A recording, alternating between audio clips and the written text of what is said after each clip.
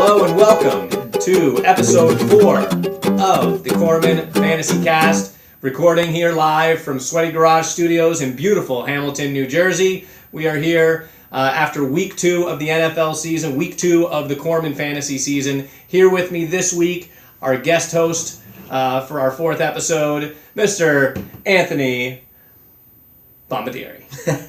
Welcome. Thank you very much. It's exciting to be here. So let's jump right into it. We have a lot to cover. I just want to ask you first off, what are some takeaways, some points of emphasis that you took away from week 2? All right, week 2 was crazy.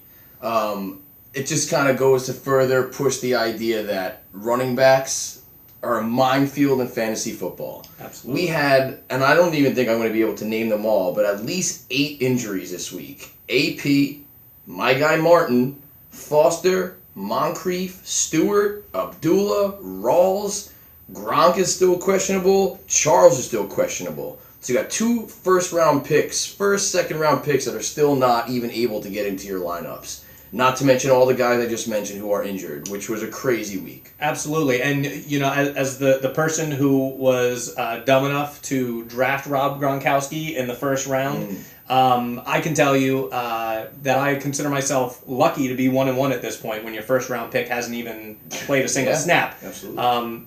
And having to carry that extra tight end on my roster is really cramping my ability to be flexible in my other skill positions as well. So with John Brown being an absolute no-show and Marcus Wheaton being banged up, I mean, it's been a rough start to my season, but like I said, at 1-1, I consider myself lucky and fortunate. Not so lucky for some of our other owners. Major injury. Why don't we talk about that a little bit with Adrian Peterson? Yeah, I mean, that's pretty crazy. Just because he's another first-round pick that goes down. A bona fide first-round pick. Absolutely. A bona fide workhorse. Absolutely. And now what was originally thought to be a partial tear of the meniscus is now known to be a full tear of the meniscus. Mm-hmm. So instead of 2 to 3 weeks, we're looking at least 2 to 3 months, possibly as much as 6 months for a recovery. Yeah, he might not come back. Right. He this may be the end of his career. So the reverberations of that. I would say if it weren't for the fact that Adrian Peterson were on Wayne's team, who's sucking ass right now, I'd say it would be a major thing. Yeah. But since Wayne's hanging out at the bottom of the standings anyway, he might as well just stay there at this point. But I gotta say though, Wayne has done a couple nice moves that I have highlighted here this past week to try and I guess soften the blow or build up the team that he wasn't here to draft. But no, I mean, for example, the Enunwa pickup. I mean, that looked to be like it was a pretty solid pickup. Can we talk about how the Jets had 3 or 4 like RB and wide receiver 1 output this week? Yeah. With Decker going for 100 yards, with Marshall going for 100 yards. Enunwa missing the 100-yard mark by 8 yards, and then Forte going off. I mean, it's just a fantasy goldmine on that team. It really is. A team that we went into the season thinking was a defensive team, offensively has really just gone off. Now, it's 2 weeks in. A lot of that is that Bills game was just your classic NFL shootout when you didn't really expect it to be. But yeah, I do. I give Wayne a lot of credit. Look, Wayne, we joke around about it because he wasn't at the draft. But let's face it, if there's any owner in this league who can turn around a team that looks this bad early on, it's a guy like Wayne. I mean, he's smart, he's savvy. All kidding aside, I mean, he is not a guy to be taken lightly. So, I mean, we're early on here. Nice move getting Enunwa. Am I saying that right? Yeah, Enunwa, yep. Nice move getting Enunwa. But now with Peterson being out, I mean, that's just really devastating. And good for Dak Attack for unloading Peterson. I mean, nobody would have known this was happening, but good for him for getting rid of Peterson when he did that early on. Yeah. Because even after week 1, you might not have been able to trade for Adrian Peterson. So yeah, I mean, it's been a really crazy week. We're going to be getting into results from last week, as well as always, we're going to preview this coming week's Corman matchups. And we can actually start right now getting right into some of these game capsules if you want to get into them. Okay, game capsules. What do you mean game capsules? Game capsule. So here's what we do. We break down a short little summary of each game, and then feel free to jump in with any comments that you might have. All right, we'll go through. I mean, we'll start up at the top. I see my matchup first, just because it's it's my account. Right. So we'll just go with. I mean, what a week for my team. I would think to shit the bed and lose a key guy like Doug Martin and still being able to muster up enough points to beat Girl Power. Who's in a tough spot, Gurley's starting off very slow. Hyde, he looks good, but it's a team that's most likely to be coming and playing from behind a lot, so that limits his opportunities. Absolutely, and I actually did a little bit of math, which is always tough for me, but Mambo, you could have played only Blake Bortles, Larry Fitzgerald, and C.J. Anderson, and sat the rest of your team, and your team still would have won. Yeah, that's crazy. Especially Tate. I mean, Tate has been pretty frustrating for me so far. He is more of an asset in PPR leagues for the amount of targets he gets and his catches, but his total yardage is not great. Yeah, more like bronze Tate at this point. Yeah, absolutely. If you even get that high. But what I gotta say is another one. Producer likes that one. Likes that one. Which actually brings me into one of my other talking points was. And I think it was Dak dropping Wallace way too early because he now appears to be the guy there. So I'm hoping that he's going to be startable for me and I could swap him out with Tate moving forward. Absolutely. And one more point on that game. Every single one of Girl Power starters, including the quarterback, was in single digits. That is a rare feat of ineptitude. That's right. I mean, you don't often get that kind of weak effort from a guy who has the kind of resume that Mike has. Mm-hmm. My game, I was carried by Denver's D and Latavius Murray, defending champion. How did I win last year? Drops to 0-2. Definitely not the way you want to begin defense of your title. But look, with plenty of time to turn things around, I doubt that Chris is panicking. I'm sure he's just kind of bearing down and kind of taking stock of what he has and trying to move forward with it. Is he 1-1 right now? No, 0-2. 0-2. That's a little rough, but it's still early. Dolomite Pimp Squad drops a ridiculous 134 points as he dispatches Saved by Lev Bell.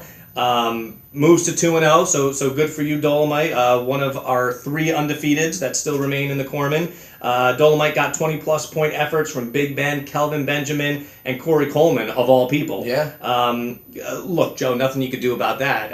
134 points, that's PPR numbers. I was going to just say that. That's PPR numbers. I mean, my other league in PPR last week, I finished the exact same, I think, 156. 2-0 in that league. But no, this is all there are no other leagues. Yes, that's very true. But yeah, PPR numbers, man, that's wild. It's unlikely to see another 135, output in our league. I think. Absolutely. Hashtag Kickers Lives Matters.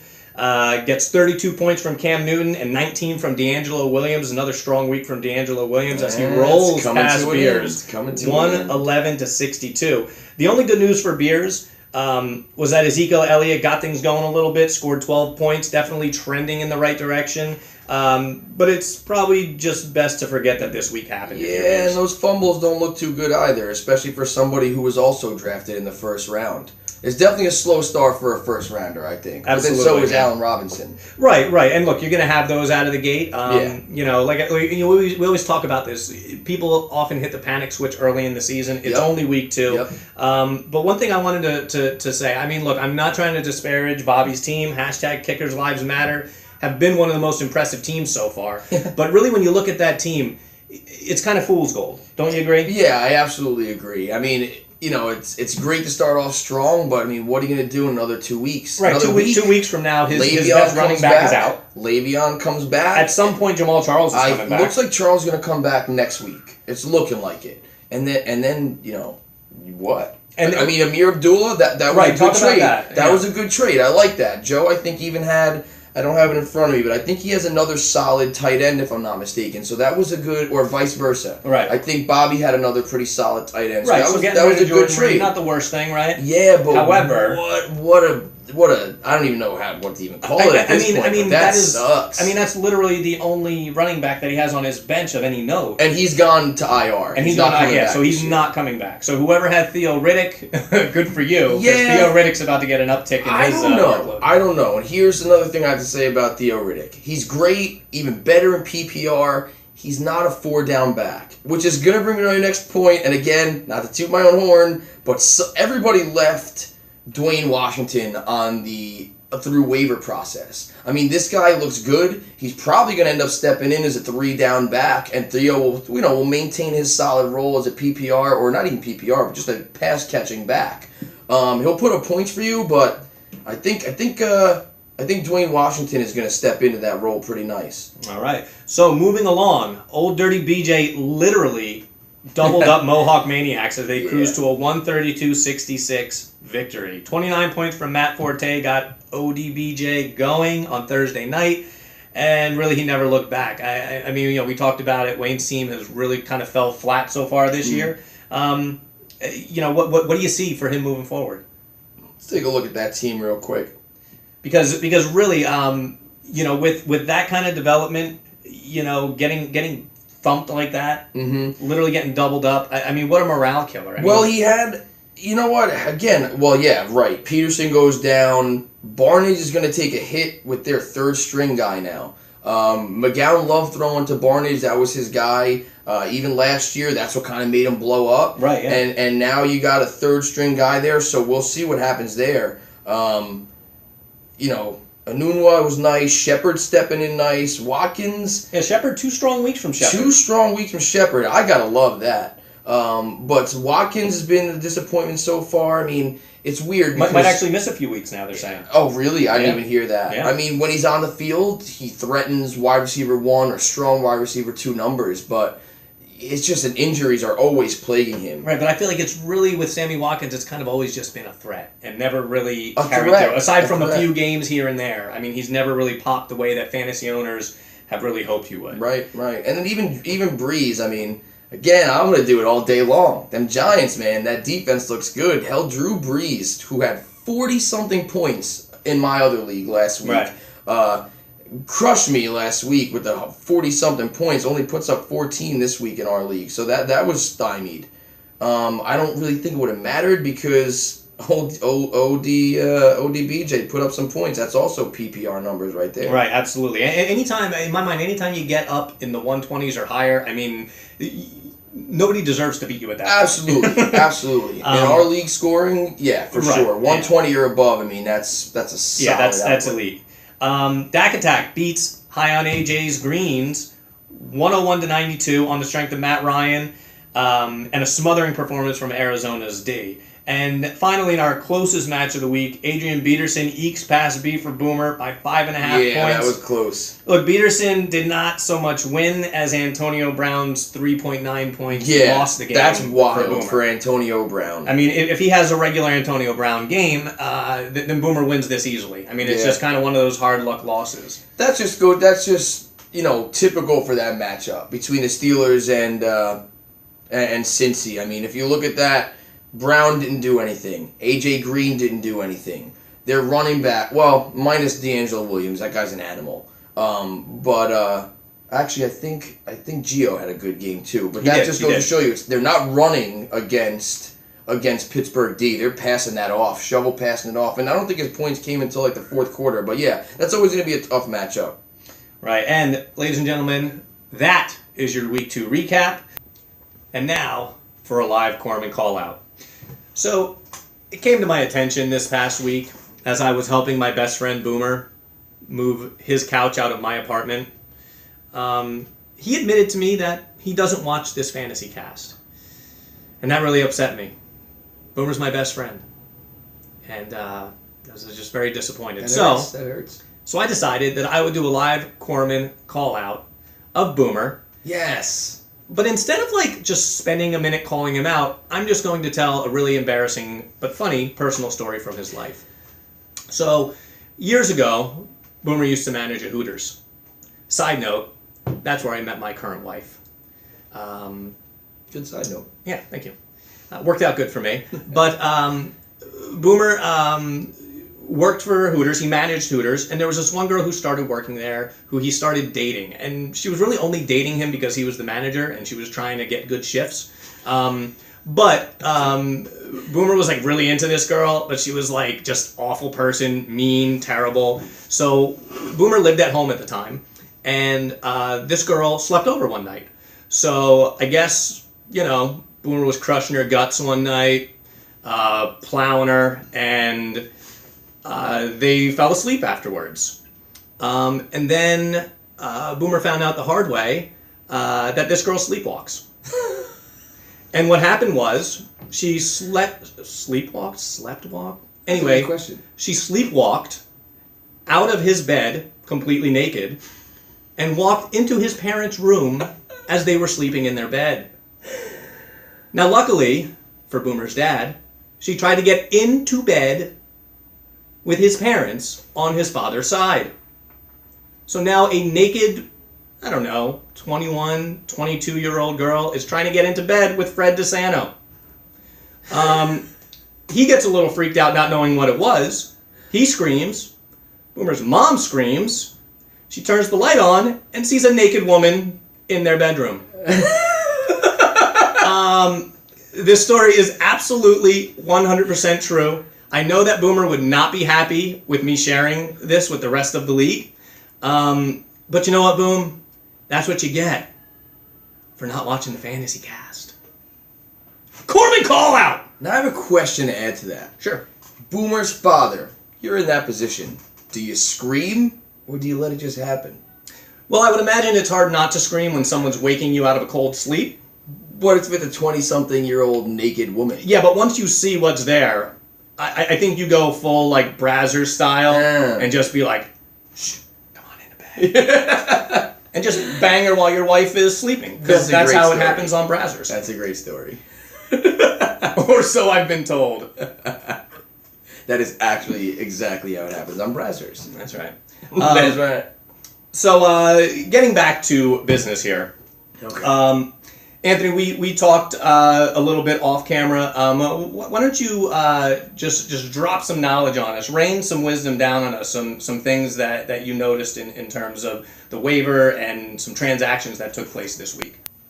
All right, so a couple things I noticed from the waiver wire. Obviously, McKinnon is going to be your top guy this week. So props to you, Dolomite, for grabbing him. I guess you had top priority, but that's good pickup. It looks like AP is going to be down for probably the year, so that's his job to lose. It's McKinnon's job to lose. They did just sign Hillman, but I think that's pretty much just for security. Next we got, I said Pitta was a good pickup. It'll be interesting to see how it works out with Stewart. I know that Beers picked up Whitaker after a 100-yard game, but same thing happened last year when Stewart went down. It looked like they mixed in Artis Payne with Whitaker, which actually brings me to a good point, is that even though you had a lot of moves this week on the waiver wire with all these openings and the injuries, nothing's really clear. I mean, you end up with a slew of RBBC, running back by committee, offenses that nobody really wants to be a part of something like that. So we'll see how it plays out. I mean, right now everybody got some pretty good grabs, but right. Yeah, a lot of question marks still. A lot of question marks. Two things I should mention. Back to Mohawks. I like the Jordan Howard pickup. Langford coming into the season looked like he was totally going to be the bell cow there. Two very poor showings and a fumble last week definitely opened up that job to Jordan Howard, and I personally think he's going to take it. Another thing I got to say goes to Dolomite for the Dixon pickup. It was a preemptive strike that I myself was thinking about making in a week or so, and everybody's talking about him being the guy there once he comes back. It might take him a couple weeks, but still, I like the Dixon pickup for sure. Right, and that's, in fantasy football, a lot of times fortune goes to the person who's proactive, not reactive. Absolutely. So now let's get into some of our fantasy ups and downs. Guys, the criteria here is your fantasy ups are the guys that you weren't expecting much from, who popped, and your fantasy downs are the guys that you expect to carry your team and fall flat on their face. So we have 3 ups this week. We have Travis Benjamin. Was that 3 touchdowns that Travis Benjamin had? That was absolutely 3 touchdowns. 3 touchdowns, 23.4 points, basically from your wide receiver 3. One of the reasons why ODBJ ended up with PPR-like numbers hitting the 130 mark. Yeah, that was a big showing from T. Benji. And also Corey Coleman, wide receiver 3 for Dolomite, getting 22.4 points from the Cleveland Browns of all teams. I mean, whenever you get that kind of production out of your third receiver, you pretty much expect to win the game. Absolutely. And then finally, look, you might think it's a no-brainer, but with all the turmoil going on with New England, Martellus Bennett coming in with 17.4 points for how did I win last year? Really, the only bright spot on his roster for that week. We'll get into it a little bit later. He had some low lows. Yeah, that's definitely a rough week for how did I win last year. Now, before we get to that, let's talk about our downs this week. Antonio Brown, 3.9 points for Boomer. That's a really, really poor showing for a guy who's first overall pick. A guy who's throughout the country in fantasy football. Right, and a guy who's a first overall pick, I'm sorry, they should never have a game where they only get 3.9 points. No. Also, Adrian Peterson, aside from the injury, he only compiled 2.6 points for Mohawk Maniacs before he went down. That was the second straight week in a row. Even if he had made it through that game, that would have been the second week in a row. Adrian Peterson looked like a shell of himself. Yeah, he got absolutely stuffed week 1. Jameis on a full workhorse role too. Right. Yeah. Not even like 5, 10 touches. I think he had 20 plus or close to it. Absolutely. And he's still 30-something yards. And look, you know the deal. For years we've been talking about when is Adrian Peterson going to drop off the cliff. Yeah. We won't know for sure if this was the year, but the first 2 games, if it was any indication, it might have been the beginning of the end anyway. It might have been the beginning of the end. I mean, you're talking about a guy who was He was a league rusher last year, correct? Yeah, absolutely. I mean, so, you go off on a high note, I guess. You never want to see a guy get injured, especially AP, but it happens, Absolutely. So now the last thing here, we got to talk about how did I win last year. I was fortunate enough to play him this week. Fortunate indeed. And an amazing stat here. How did I win last year's backfield? His starting backfield combined, both running backs, combined for a grand total of 1.7 points, less than 1 point from each of his starting running backs. I mean, and that was really only part of the story in terms of what happened to his team this week, right? Yeah, absolutely. I mean, listen, you lose a running back, you lose a receiver together, you can plug those holes. You lose both of your top running backs and your receiver. I mean, that's going to be tough. That's 3 holes you need to fill. And personally, I like Theo Riddick. Christine Michael, I mean, we all love the hype, but have we seen it yet? Have we seen what the hype is all about? Christine Michael? I don't think so. I keep hearing things. I just haven't seen anything yet. Absolutely. So that's your fantasy ups and downs. Now we're going to get into some viewer emails. So our first email comes from Colonel123, and he asks, let me see this. Hey guys, found your fantasy cast while I was watching some old KFC commercials. Do you guys have any affiliation with KFC? Also, what's the deal with that new ad campaign where they have all the different colonels? Anyway, looking forward to next week's episode. Well, the truth is we have no affiliation with Kentucky Fried Chicken. And answering any questions regarding Kentucky Fried Chicken could result in a legal battle that we are not prepared to fight. No. So we're just going to go right on to our next question. They ruin their own brand anyway. It's fine. Yeah. Our next email question from a man named Johnny Salad Tosser. He asks, hey guys, love the fantasy cast. Aside from records and points, who do you think has the roster to make a deep run into the playoffs and possibly win the whole thing? Yours truly, Johnny Salad Tosser. Well, Johnny, good question. I put some thought into that. For me, I'll be honest with you, as much as I hate to admit it, the team that I look at that I think really has a chance to make a deep run is Saved by Lev Bell. And this is why. You look at his quarterback, he's got Phillip Rivers, a guy who is going to put up at least very good to excellent points every week. Right? You're confident that Phillip Rivers is gonna put 15 to 25 points up every week. It depends on how his weapons step into the role. With Keenan Allen there, absolutely. But if you look what happened last year with Rivers, once Keenan Allen went, he dropped off a little bit. Right. However, losing Danny Woodhead doesn't help. Right, and losing Danny Woodhead doesn't help either. However, this year you have Travis Benjamin, who after 1 week without Keenan Allen has totally stepped into a solid role. Absolutely. Same thing with T. Williams. And you got Antonio Gates, so I mean he could definitely make a push. Now aside from Rivers, he's got DeAndre Hopkins, who is a bona fide number one. Absolutely. Any doubt that people had after last year is completely gone. Mm-hmm. His first 2 weeks have been very strong. He's got Jordan Matthews, who's emerging on a unexpectedly good Eagles team. He's got Marvin Jones Jr. So he's got basically 3 number one receivers on his roster, and on top of that, his backfield, when you look at it now, doesn't look too impressive with Rashad Jennings and Jeremy Hill. But keep in mind, his team name was inspired by the fact that he has Le'Veon Bell sitting on his bench waiting to come in. Aside from that, he's got an elite tight end. He's got a deep bench and a Patriots defense who you know is going to hang in there in most games. So for me, when I look at teams that are really poised, may not have looked too good out of the gate, but that are really poised to make a deep run, for me, the team that jumps out would have to be Saved by Lev Bell. So I gotta blow a little Dak attack right now. Number one, I like his move to take Terrell Williams. Well, let's just first start off for Dak in the beginning of the season, getting David Johnson for AP. If I was Dak, I would take that trade every day. If I was Wayne, I would never make that trade. So he gets David Johnson. He picks up Terrell Williams when Keenan Allen goes down. Then Danny Woodhead goes down. So now you have 2 people who are getting targets out of that offense that are now most likely going to go to Terrell Williams. And he had a couple solid showings already. I guess I'll even go into his team in general. I mean, everybody kind of doubted Matt Ryan, but he looks a little resurgent. I believe it was 2 weeks in a row that he put up solid QB1 numbers. Yeah, absolutely. 23 and 27 points.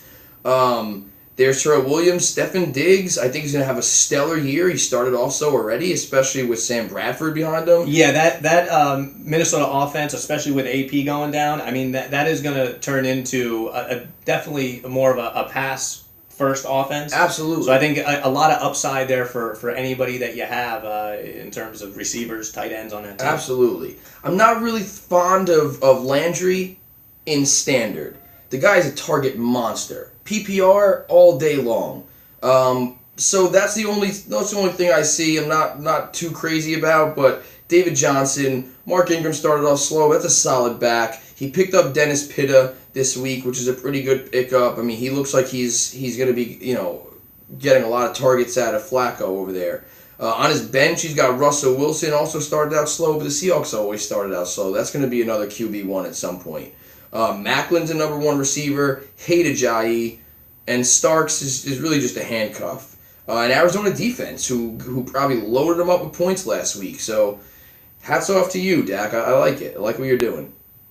And now, for everyone's favorite weekly segment, GIF of the Week. Oh, it's GIF. It's GIF. It's GIF like Jiffy Pop. It's GIF. It's GIF like Jiffy Lube. I'm telling you, it's GIF. It's GIF like Jif peanut butter. Look, it's GIF peanut butter, Giffy lube, and fucking Giffy pop, as far as I'm concerned. I'm going to keep calling it GIF. We can go with GIF. All right, GIF. Here we go. For our GIF of the week, Anthony, who are our nominees? I know how this is going to look, but I'm going to act them out. We got Cat Monkey.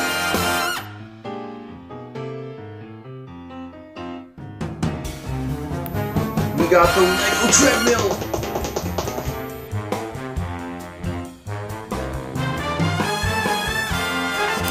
And we have Excited Charlie.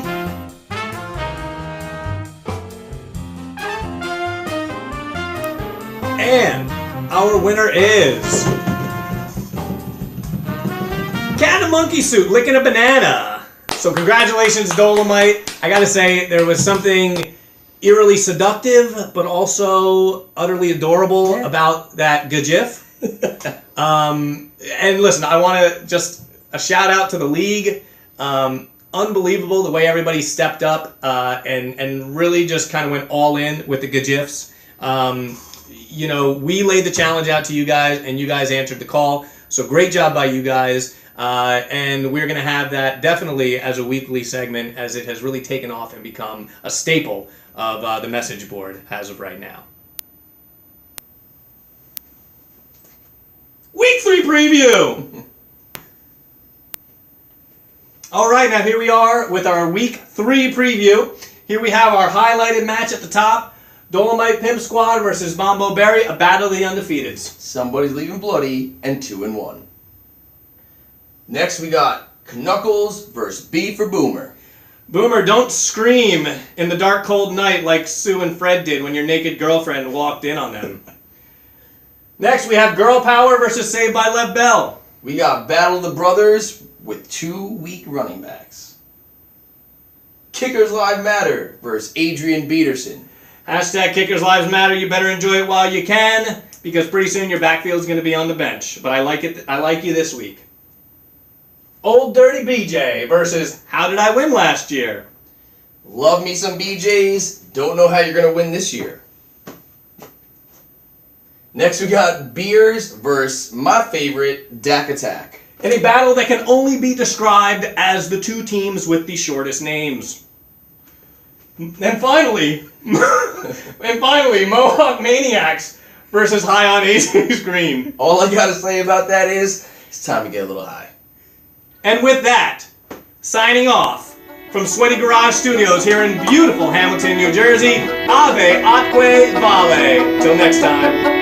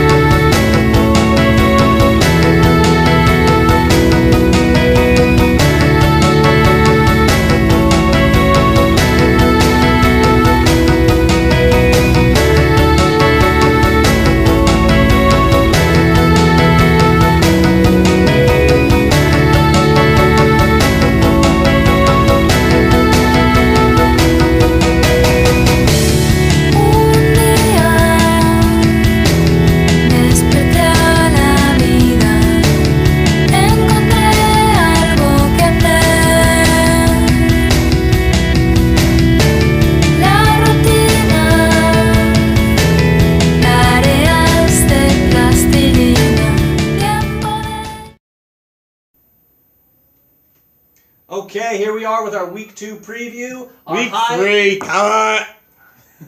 You fucking are so I'm sad. stuck in Week 2. I won Week 2. I love Week 2. I really love Week 2. I do Charlie voice. I really love Week 2, guys. I really love Week 2. Holy fuck. And I do a good Charlie. That was a really good Yeah, Charlie. I do a really good Charlie. And I do a good Bruce Springsteen. Holy shit, that was a good Clarence. Charlie. Clarence on the saxophone over there. Oh my god. That's awesome. I'll be Now, here. distract- I'll be here all night. Just kidding. For the next 15 minutes.